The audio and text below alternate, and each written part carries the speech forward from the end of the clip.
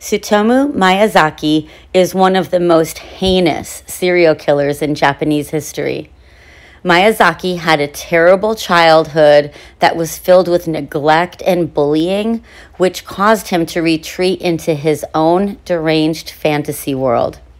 Known as the Otaku murderer and his crimes as the little girl murders, Tsutomu Miyazaki brutally murdered, raped, and desecrated the bodies of 4 little girls during the short period of time between August of 1988 to June of 1989.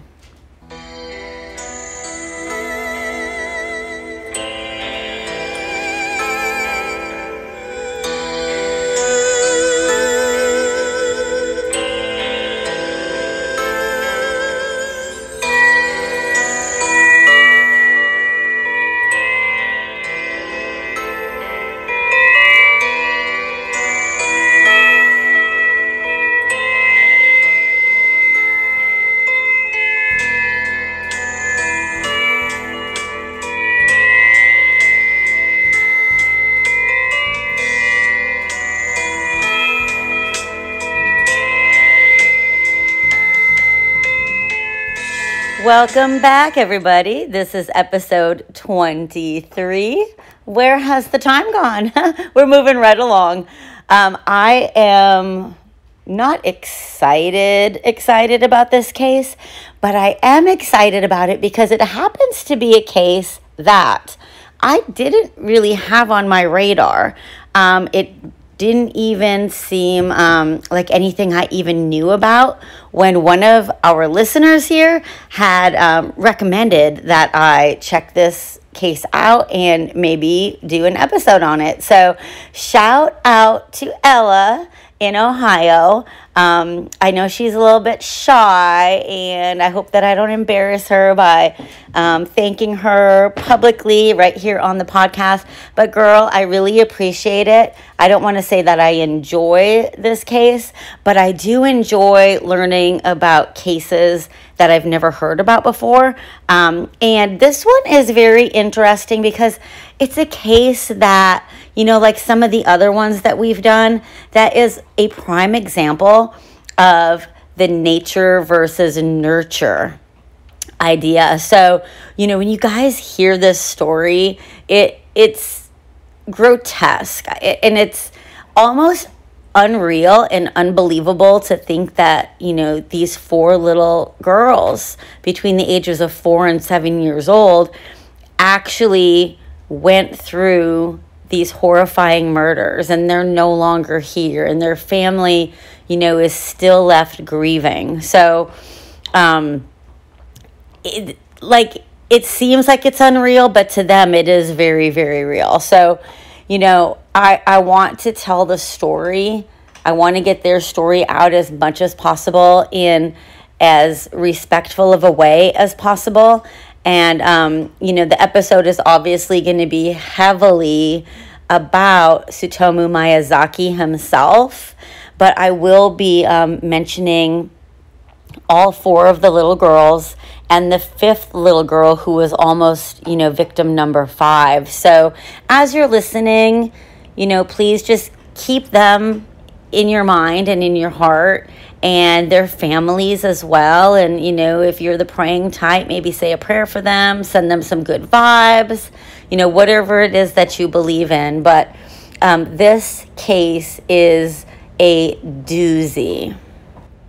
Quick disclaimer for all the trigger warnings. Everybody, you know, you already saw from, you know, what I posted in the text about this episode. You know, there's going to be child murder, child rape. There's going to be some necrophilia. There's going to be some cannibalism. So just know it's going to be about all of those things. And if this is not anything that you want to listen to, I get it. But this is a true crime podcast, so I'm not the type of podcast that's going to say, oh, I'm not even going to talk about what happened. Go look it up for yourself. because that's why I'm doing a true crime podcast, to get the information out there. And I just want you to know that, if it's something that might offend you and you don't want to hear it, then here's your clue, just not to listen to it. Turn it off. I'll still love you, okay? And I'll be back next week with another episode. I don't know what it's going to be yet, but I just wanted to let you guys know, okay? For instance, there's some things that I am not able to talk about. I know for a fact that the case of baby Brianna, I will never be able to do that case, not ever in a million years, because I wouldn't be able to get through it without tears and crying the entire time. So that's the case for me that is off limits, because I just can't. So I understand if something like this is triggering for you and you just don't want to hear it, okay? But let's get on with the case. Oh, yes, I also wanted to mention that I've done my research on how to pronounce a lot of these words, and I think I've got it, but I might stumble a little bit if I get something wrong. Just know I've never been to Japan. I don't know Japanese. I'm not hugely familiar with Japanese culture, although it seems beautiful and breathtaking. This story is not beautiful and breathtaking, but there are so many awesome things about, Japan and its heritage and all that kind of stuff. So I just want to put that out there, that I may make some mistakes. I think I have it, but then again, you never know. I have a glass of wine. So let's just get on with it now. Tsutomu Miyazaki was born on August 21st, 1962. He was born in Itsukaichi, Tokyo. He was the eldest son of a very wealthy family. Miyazaki was born premature, and he was born with a rare birth defect as well. He suffered from a condition that was known as congenital radioulnar fusion disease. This is basically a rare condition in which there's an abnormal connection of the radius and the ulna. And if you don't know, the ulna are the bones in the forearm, and they connect your wrist to your hand. But anyways, there wasn't the connector part that would let you move your wrist up and down. So this literally prevented Miyazaki from being able to bend his wrist upwards. And I'm doing it now, and I know I'm a big nerd because I'm not on video. But shout out to anybody who, as you heard me saying that, started flexing their wrist as well. You're my peeps. But anyways, while Miyazaki's crimes were monstrous and horrid enough to warrant worldwide attention, one big reason why Miyazaki's case has become so well known in the Western world is due to an alleged physical deformity he suffered with. However, this little fact is not as it seems. So if you go to Google and you type in the name Tsutomu Miyazaki, you'll find plenty of variations of an image of deformed hands. Many articles, news pieces, even podcasts and biographies have stated in the past that this is an image of Tsutomu Miyazaki's deformed hands. However, this is entirely untrue. These are not Miyazaki's hands.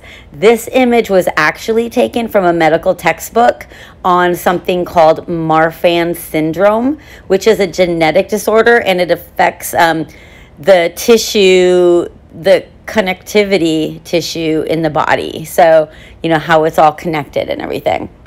So that picture is real, but it's not Miyazaki. It's not what he suffered of.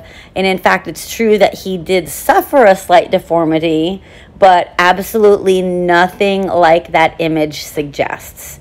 So I understand why so many people would buy into the myth, because even reputable outlets have perpetuated this belief for years.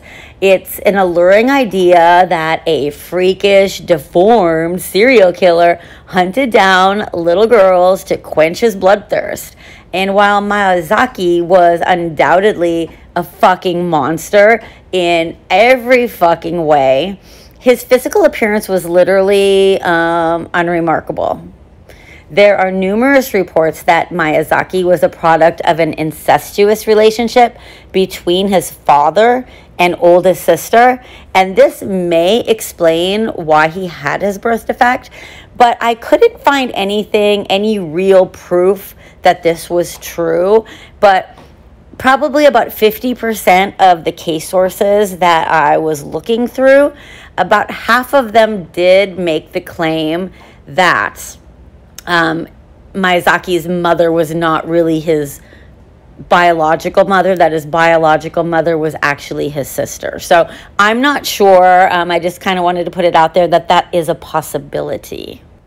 Miyazaki's family operated a regional newspaper company, and they were very well known in Itsukaichi, where his grandfather and great-grandfather had served on the town council.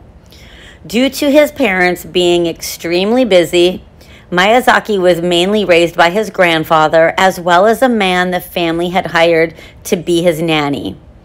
He was ostracized when he attended elementary school, though, due to his slight deformity, and, he was made fun of and bullied, and he ended up pretty much just keeping to himself at that age. He was very quiet. He was a shy student, and since he was rejected by his peers due to the deformity in his hand, and also his short stature, it caused him to develop an obsession over manga, which is a style of Japanese comic books and graphic novels. They basically, typically they're aimed at adults, but sometimes also children. He attended a prestigious high school in Nakano, and he was a star student at this high school until suddenly his grades began to drop dramatically. Miyazaki was ranked only 40 out of 56 students in his graduating class, so he did not receive the customary admissions to the prestigious university of his choice.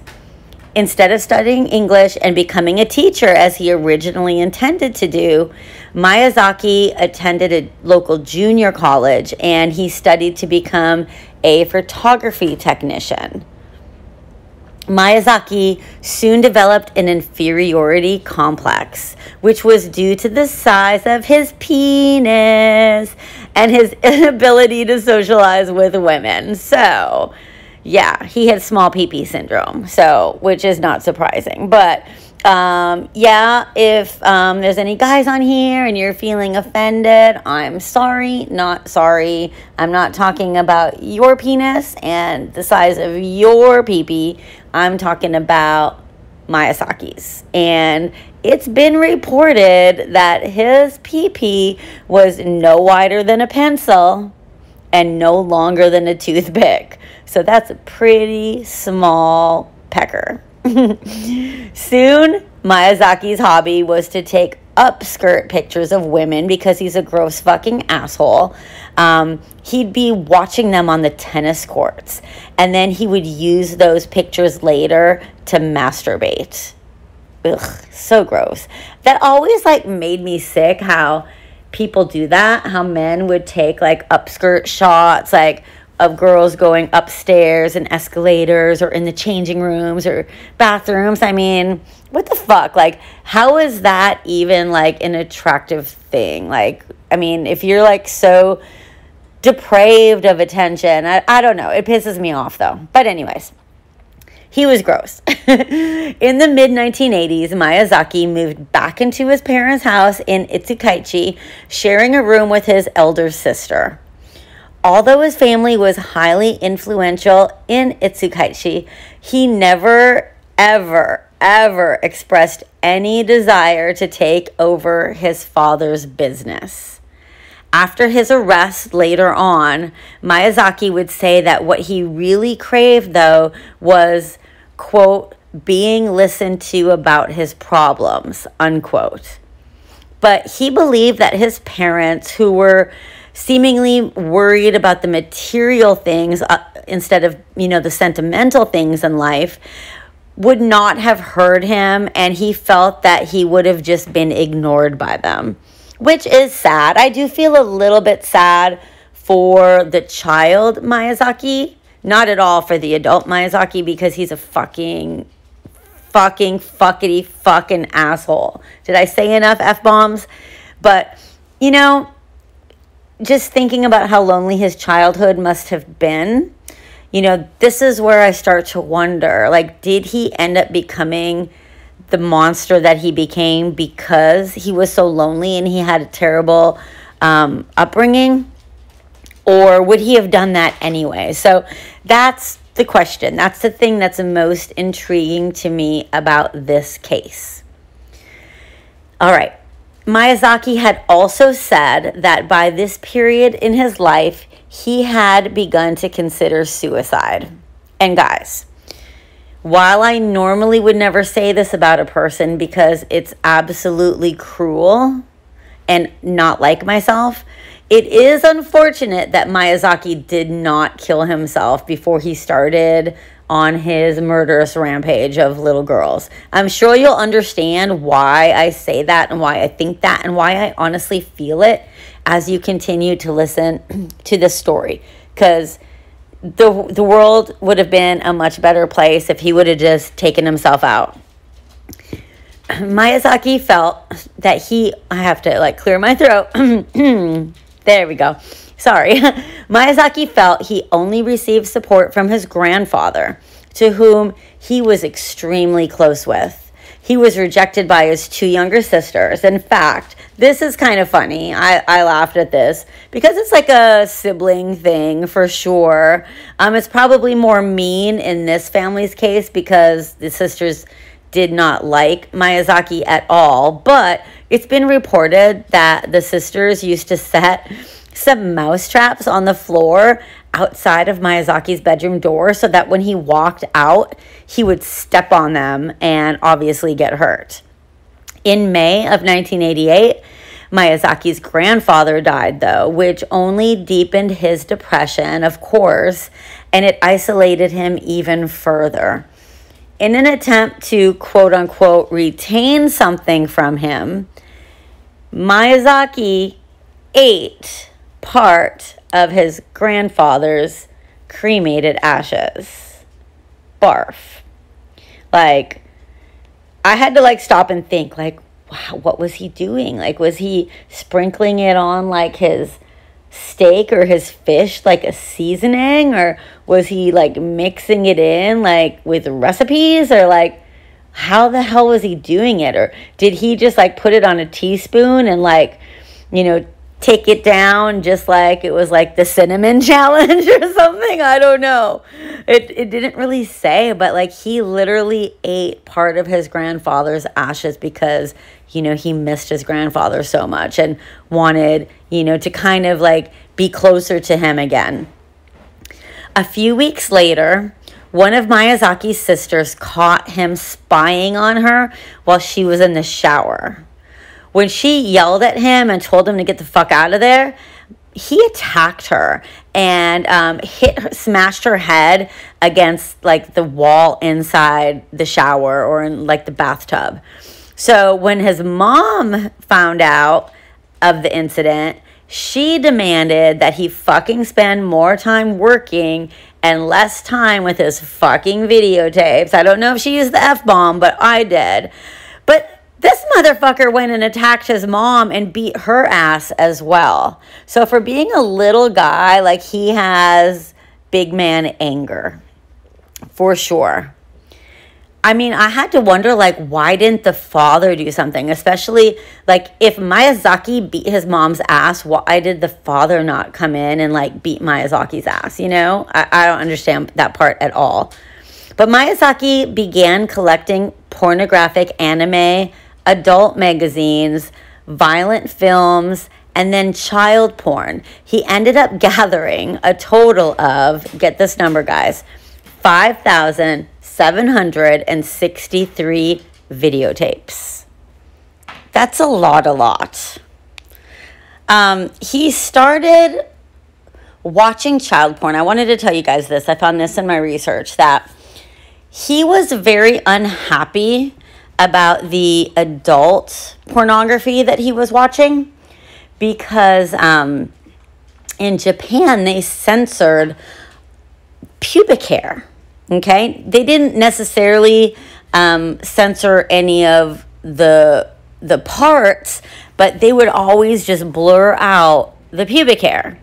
So if they've got a big bush, for example, I know this is really gross, but if they do, then a whole large portion of the female genitalia is going to be blurred out as well. So he, was disappointed because, when he was watching porn and, getting off or whatever, he wasn't able to see all the parts he wanted. So that is how and why he began searching for child porn, because he just figured that if there wasn't any pubic hair, and he's not wrong in this thinking, okay? It makes sense. It's gross. But if there's no pubic hair, there's no censorship. So that would enable him to see all of the parts that he wanted to see. On August 22nd of 1988, one day after Miyazaki turned 26 years old, there was a 4-year-old little girl named Mari Kono who vanished while playing outside at a friend's house. Miyazaki snatched her up, put her in his car, and took off.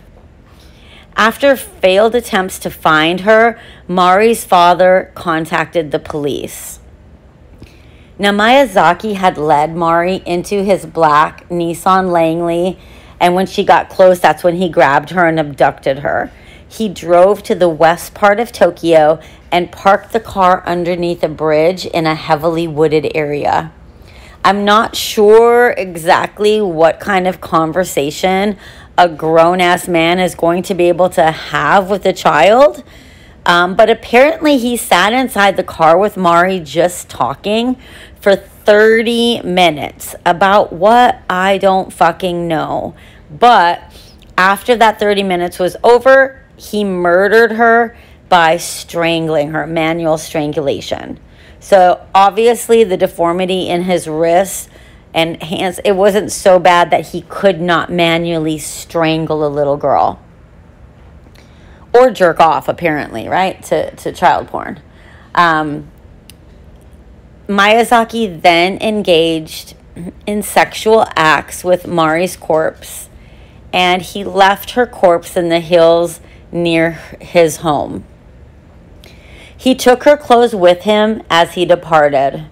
He allowed Mari's corpse to decompose for a while before he eventually returned to remove her hands and her feet, which he kept in his closet. These were like literally recovered when he was arrested. I can't even imagine. Ugh. Police drove around the streets, telling parents over loudspeakers to keep their children in their sights at all times. There were 50,000 posters, that's a lot, with Mari's image that were hung inside train stations, bus stations. It was on bus stops. Everywhere you could think of, there were posters with Mari's image everywhere across Japan. The police were canvassing the area surrounding Mari's house, questioning all of the family's neighbors. There were 2 boys and a housewife that reported seeing Mari with a stranger. They described this guy to the police as a pudgy man in his late 30s with curly hair. The Konos began to receive strange telephone calls after this. The phone would just ring unanswered for up to 20 minutes. Okay, if they just let it ring, that's how long Miyazaki would let the phone ring. When they answered, Miyazaki breathed heavily into the phone, and other than that, he didn't say a word. If the family didn't answer at all, he would keep calling back until they did answer the phone. So he was breaking them down, just tormenting them. Days after Mari was abducted, they even received a note in the mail that read, There are devils about. But the police dismiss this as just a cruel joke. Less than 2 months after Mari's murder, on October 3rd of 1988, Miyazaki was driving along a rural road when he spotted 7-year-old Masami Yoshizawa. He offered her a ride and she accepted. He then drove to the same place he had killed Mari, and he killed Masami as well. After he killed her, he engaged again in sexual acts with her corpse, and he took her clothes with him when he departed. By this time, panic had set in amongst the parents of little girls. The kidnapper and would-be serial killer, because a serial killer is 3 or more murders, this is coming, he had been named the Otaku killer or Otaku murderer, and his crimes were dubbed the little girl murders. On December 12th of 1988, 4-year-old Erika Namba was returning home from a friend's house when Miyazaki kidnapped her. He forced her into his car. He drove to a parking lot at the Naguri Youth Nature House. He forced her to take off her clothes in the back seat, and after that, he began to take some sexually suggestive pictures of her. After that, he killed her. And after killing her, that's when he tied her hands and feet behind her back. He covered her with a bedsheet and then placed her body in the trunk of his car. He disposed of Erika's clothes in a wooded area, and he just left the body in the adjoining parking lot. A few days later, a worker at that youth nature house found some of Erika's clothes in the nearby woods. They called the cops, and the police focused their efforts of that area, and they soon found Erika's corpse, and they saw that her hands and feet were tied with nylon rope. Like the Konos, the Nambas were bothered by the same strange fucking phone calls. A few days after Erika's death, Miyazaki sent a letter to her family, but this time, instead of it being handwritten, it was assembled using words cut out of magazines. This is what it said. Erika, cold, cough, throat, rest, death. On February 6th of 1989, Mari Kono's father found a box on his doorstep and immediately called police. Like, they still didn't know where Mari was. They were still missing their little girl. What they found inside the box was so disturbing and heartbreaking. Inside that box were ashes, little bits of bone, photos of a child's clothing, and 10 tiny teeth. There was also a letter inside the box that read, Mari, bones, cremated, investigate, prove. When Dr. Suzuki of Tokyo Dental University first reported that the teeth were not Mari's, oh my gosh, guys, Miyazaki was so fucking upset about that. He wrote a letter and he sent it to the Kono family, and he also sent it to an Osaka newspaper. It contained a photograph of Mari as well as a confession. This is what he said. I put the cardboard box with Mari's remains in it in front of her home. I did everything, from the start of the Mari incident to the finish. I saw the police press conference where they said the remains were not Mari's. On camera, her mother said the report gave her new hope that Mari might still be alive. I knew then that I had to write this confession so Mari's mother would not continue to hope in vain. I say again, the remains are Mari's. And he signed it Yuko Amada. The pseudonym Yuko Amada is a pun on the Japanese for quote unquote, now I'll tell. The box and the confession told more than they were supposed to, though. So guys, the camera that Miyazaki used to take the photograph was the same type, police noticed, that was often used by printing shops, newspapers, anything like that. And the box that everything was sent in was the double-walled, corrugated sort that was used to ship cameras. So the police started realizing that the killer just might be working for a newspaper or in a printing shop. After the Konos returned from their daughter's funeral, they received another letter. While the first had been kind of like an act of kindness, this second letter was nothing but obscene cruelty. That's the only way I can describe it. It's obscene. This is what he said. Before I knew it, the child's corpse had gone rigid.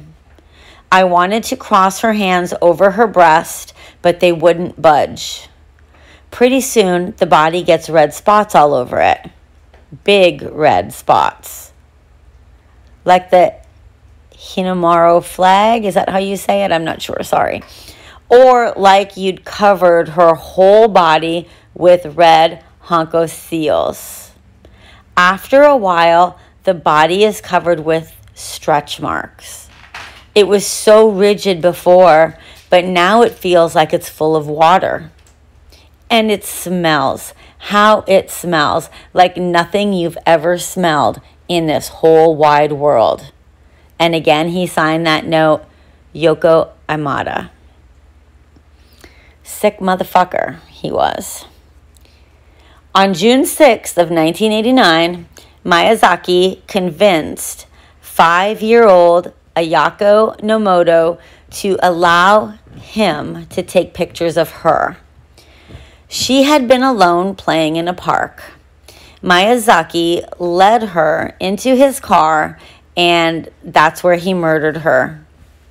After she was dead, he covered her corpse with a bedsheet, and he placed her in the trunk of his car, taking the body to his apartment. He spent the next 2 days engaging in sexual acts with little Ayako's corpse. He took pictures of it in various positions, and he also filmed videos of it. When the body began to decompose, Miyazaki dismembered her.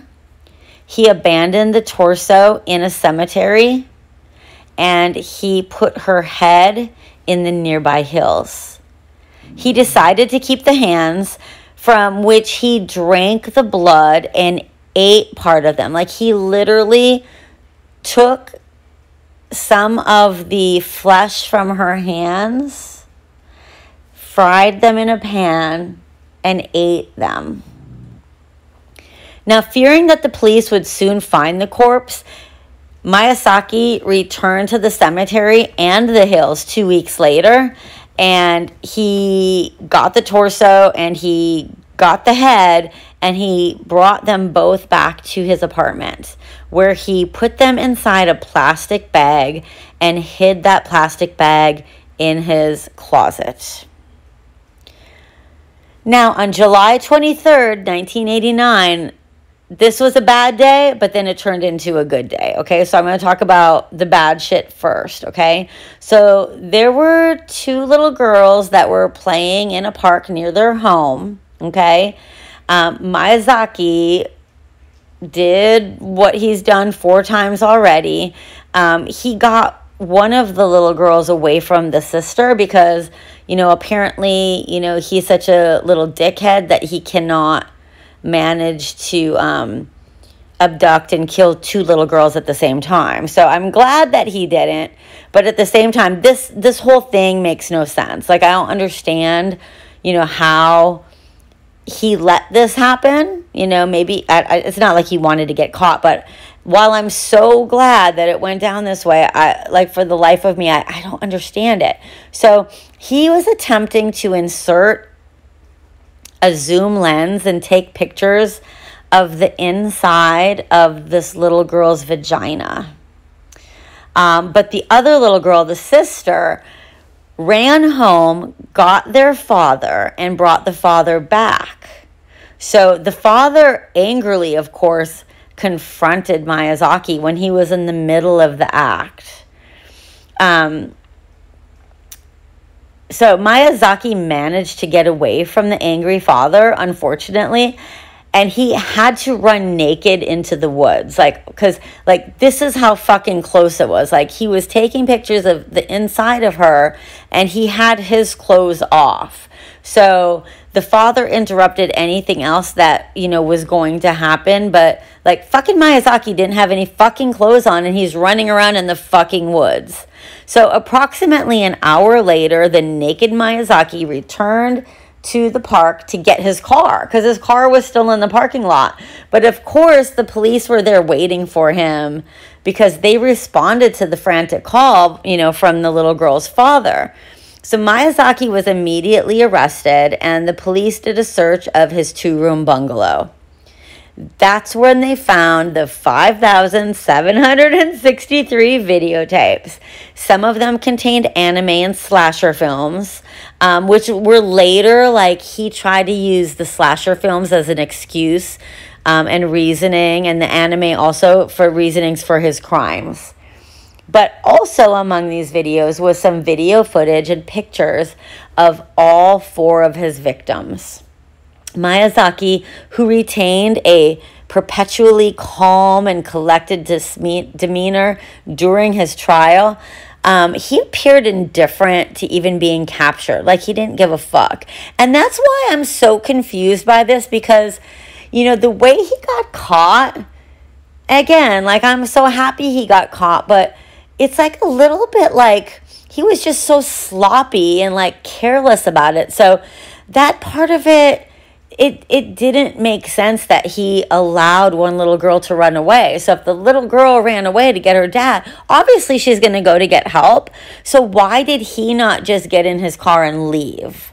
I don't understand why he continued, to try to do what he did to that little girl.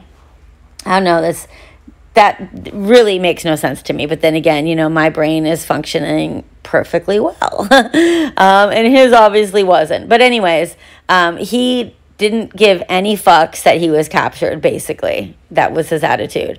He was answering questions to the police calmly, and he appeared almost rational in his thinking when he was speaking, despite the fact that he literally committed senseless crimes against 5 little girls. When the police asked him about his crimes, he blamed them on, quote unquote, Rat Man. Now, Rat Man was an alter ego who lived inside of him and always forced him to do terrible things.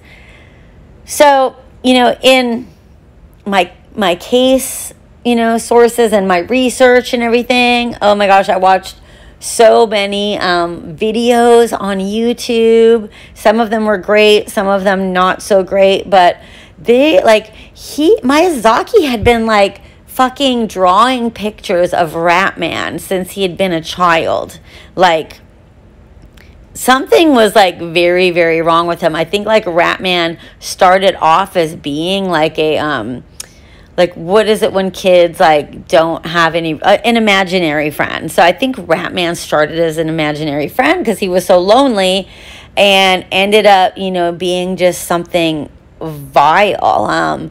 I think maybe it started off as kind of a superhero character type thing. If you were to go see the pictures or anything, or run across any pictures, I'll try to post one on Instagram if I can get it to fit on there.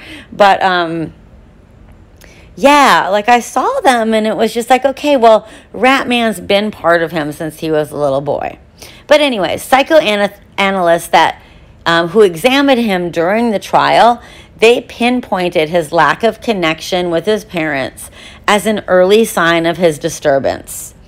They also noted that since he had no connection with his family, he had instead turned to a fantasy world, which included manga and slasher films, to give him solace. Meanwhile, obviously, his parents publicly disowned him, and his father refused to pay for his legal fees. It's really kind of sad because the father would later end up committing suicide in the year 1994. He was reportedly just so embarrassed, and the family lost all dignity in the public by what Miyazaki had done. The term otaku means one with obsessive interests, particularly in manga or anime, and the media immediately branded Miyazaki as such. Enthusiasts of the art form immediately, though, rejected this label, and they argued that there was no basis for their claims that it was manga that turned Miyazaki into a killer. And I guess, I agree, but I guess that the way that you could compare this to modern day, like here in the United States, for example, this argument could be compared to claims that assert playing video games promote gun violence, or back in the day of the Columbine shootings, rock music, metal music, fucking Marilyn Manson got pinpointed, even like Eminem, I love Marshall Mathers, so if anybody tries to say anything bad about him, I'm gonna flip the bit switch. I can promise you that right now. But they are not responsible for a person, what a person fucking does. So if somebody goes up and shoots up a school, or whatever happens, it's not because of music. So I do not believe that Miyazaki committed these crimes because of manga, and manga made him do it. That's just fucking ridiculous. I don't believe it personally. So I hate when stuff like that comes out. But anyways, the 7-year trial focused on Miyazaki's mental state at the time of the murders. And under Japanese law, people of unsound minds are not subject to any punishment, and the feeble-minded are entitled to reduced sentences. So there were 3 teams of court-appointed expert psychiatrists that came to differing conclusions about Miyazaki's ability to tell right from wrong.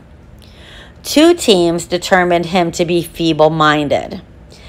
1 team concluded that he was schizophrenic, and then the other team concluded that he had multiple personality disorder.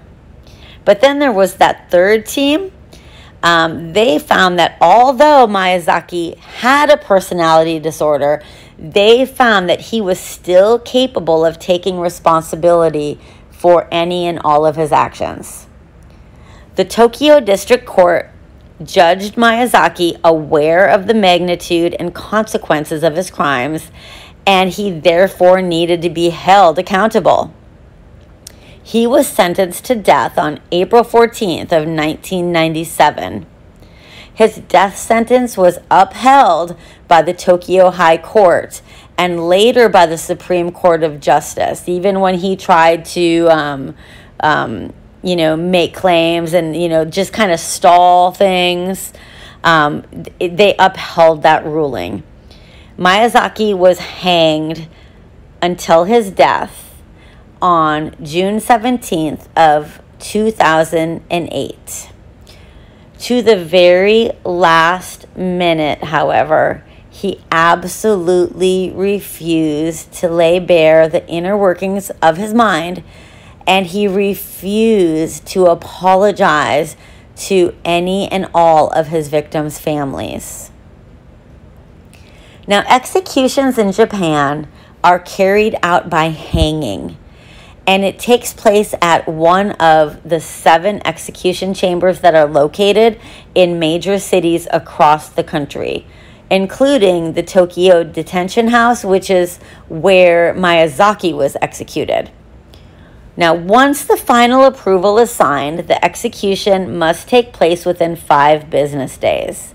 When the death warrant has been signed, the condemned prisoner is informed on the morning of their execution. So there's no heads up. You just find out that day.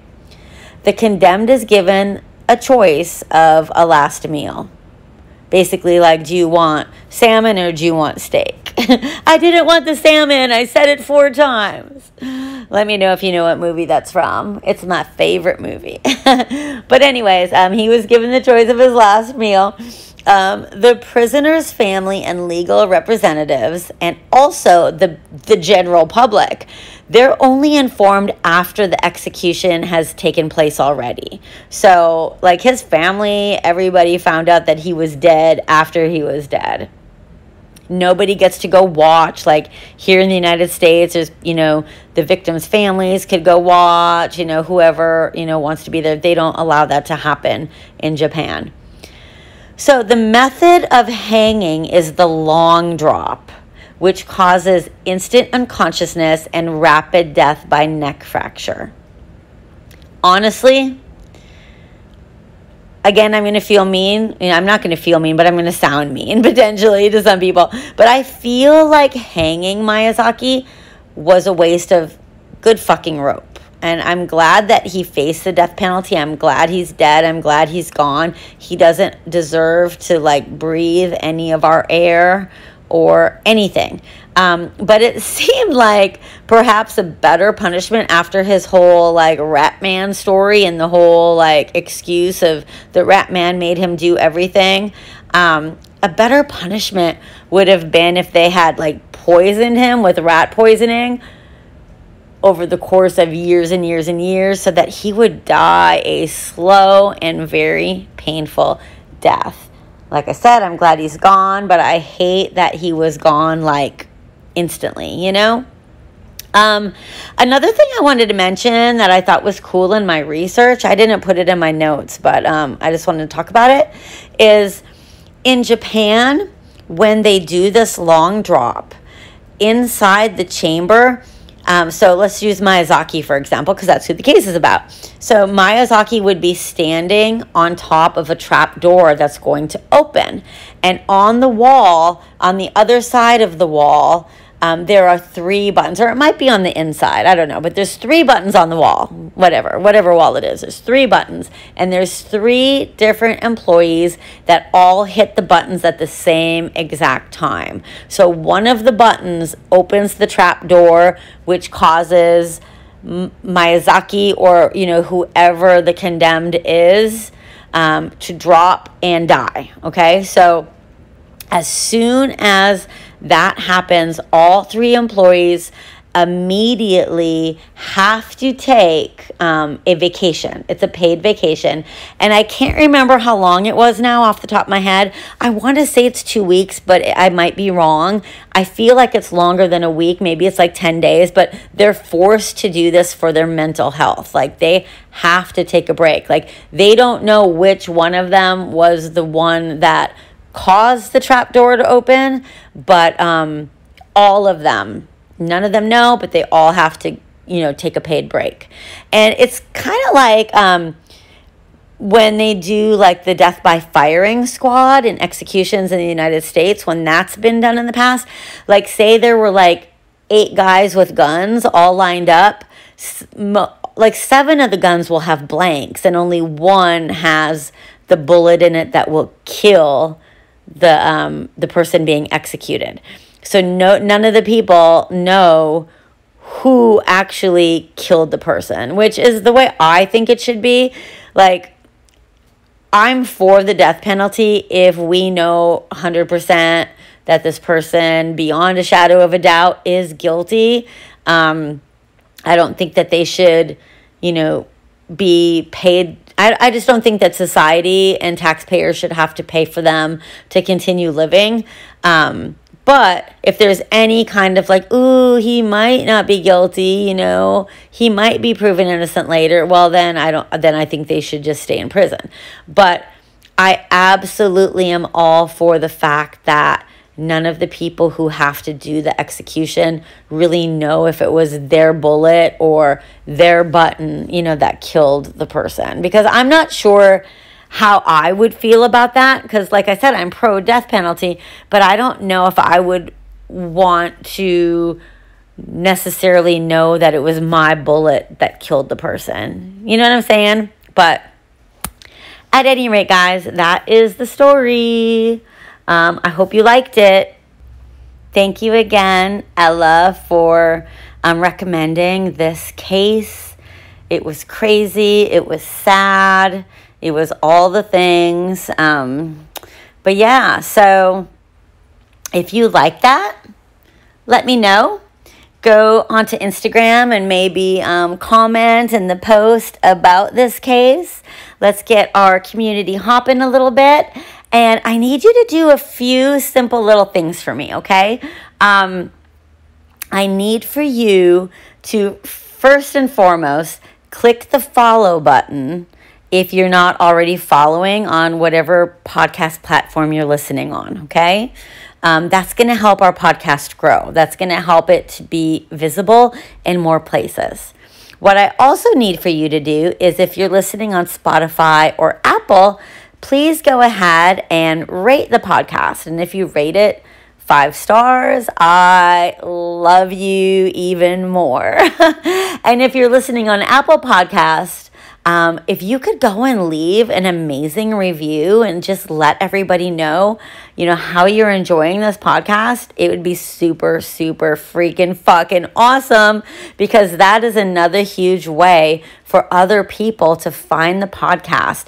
And the more people that find this podcast, the more I'm going to be able to do extra episodes. Because honestly, guys, my goal is to be able to do 2 episodes weekly at least, okay? The research takes a lot of time, to be honest. I was a little bit shocked when I first started the podcast, because I really, truly thought it was going to be less time consuming than it actually is. And I'm going to continue to get better and better. I'm going to get some better sound equipment, all that kind of thing. So right now, this is totally amateurish.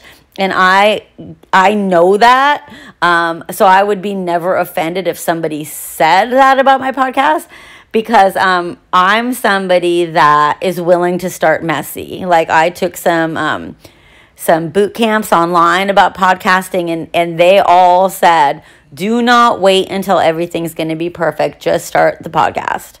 So I just started the fucking podcast. So if you could help me grow, that would be great. Now, one other thing is, I have this really awesome tumbler that I'm going to be giving out. And I was going to give it out last week during my birthday, but I ended up being sick on my birthday weekend, and it was terrible. And then I decided that I was going to wait until we got to 1,000 episodes, or 1,000 downloads. I'm sorry, not 1,000 episodes, because we're only on 23. You guys would be like, what the fuck, Kimmy? 1,000 downloads. And we are right there. By the time this hits all the platforms, it's going to take 1 day for us to hit 1,000 downloads. So that is when I'm going to do the drawing. So if you're not in the drawing for this free Always Talking Crime tumbler, it's red and sparkly, it's really cute, and it's going to be personalized with your fucking name on it, which is awesome. Go find the post. In fact, what I'll do is when this episode is available on Sunday, I will go ahead and I will repost the Tumblr post. And it's a real simple thing. All you have to do is like the post. You have to follow me on Instagram. You have to share the post to your story. And then inside the post, you have to tag 2 people that you think would enjoy the podcast. So it's really, really easy. So once you do those things, that gives you an entry into the drawing, and I am going to draw the name of one person to win the tumbler. And then I have some other things up my sleeve too. I'm putting together these really cute, I have a koozie design, And I really wanted to have them done already because it's summertime and I spend a lot of time at the beach. I live like 9 minutes from putting my toes in the sand at Pensacola Beach. So I'm always out there and I'm always loving my collection of koozies from all the different places. I love to collect them. So I decided that for merch, I'm going to come out with a cute koozie. So I designed one that will be coming out soon in one color, maybe two. I'm not really quite sure. And then probably this fall, once it gets to be spooky season, I'm going to probably have some like t-shirts and maybe hoodies or whatever available too for anybody who wants to order anything. So if you have any cute sayings or ideas, I have a few myself, but if there's anything out there that you guys want to share with me, feel free to anytime message me on Instagram. I chit-chat with quite a few of the listeners there already. Or you could send me an email at alwaystalkingcrimepodcast@gmail.com. And yeah, let me know. Don't forget that there's a Patreon where there's bonus content.